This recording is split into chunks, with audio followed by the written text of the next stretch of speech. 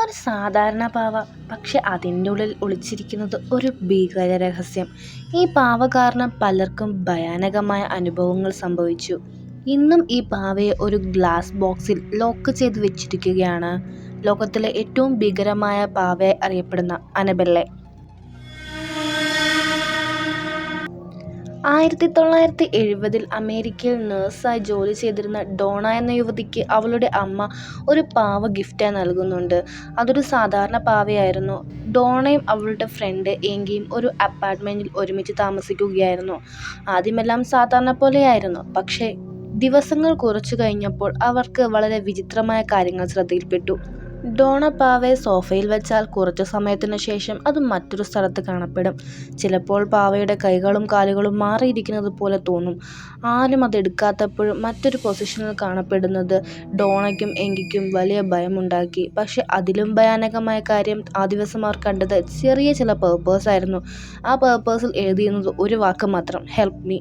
അത് കണ്ടപ്പോൾ അവർക്ക് കൂടുതൽ ഭയം തോന്നി.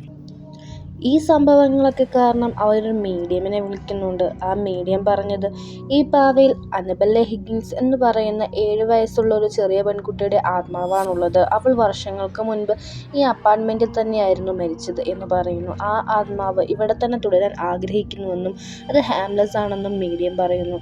ഡോണയ്ക്കും ഏങ്കിക്കും അതൊക്കെ കേട്ട് അവളോട് വളരെയേറെ കരുണ തോന്നിയിട്ട് അതിനാൽ ആ പാവയിൽ തന്നെ ആത്മാവിനെ തുടരാൻ അനുവദിക്കുകയാണ്.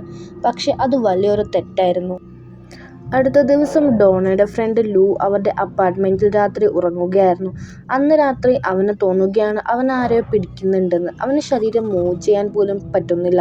കണ്ണു തുറന്നപ്പോൾ മുന്നിൽ കണ്ടത് ആ പാവയെ തന്നെ. അടുത്ത ദിവസം രാവിലെ അവൻ്റെ നെഞ്ചിൽ ഡീപ്പായിട്ടുള്ള സ്ക്രാച്ച് മാർക്സ് ഉണ്ടായിരുന്നു.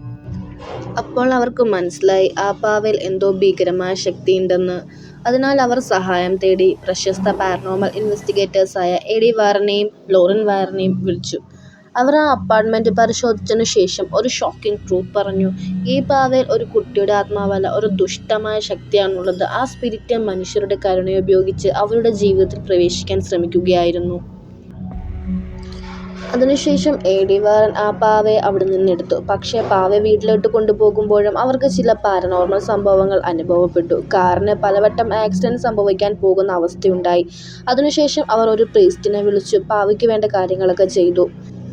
ഇപ്പോൾ ഈ പാവ വാറൻ ഒക്കൾട്ട് മ്യൂസിയം എന്ന മ്യൂസിയത്തിൽ ഒരു ഗ്ലാസ് ബോക്സിൽ ലോക്ക് ചെയ്ത് വെച്ചിരിക്കുകയാണ്. ആ ബോക്സിന്റെ മുന്നിൽ ഒരു വാർണിംഗ് ബോർഡ് ഉണ്ട്: പോസിറ്റീവ്ലി ഡു നോട്ട് ഓപ്പൺ. കാരണം ഇന്നും ആ പാവയ്ക്ക് പാരനോർമൽ ആക്ടിവിറ്റി ഉണ്ടെന്ന് പലരും വിശ്വസിക്കുന്നു. ഈ സംഭവത്തെ അടിസ്ഥാനമാക്കി പിന്നീട് പല ഹൊറർ സിനിമകളും നിർമ്മിച്ചു. അതിൽ ഏറ്റവും പ്രശസ്തമായതാണ് അനബെല്ലെ.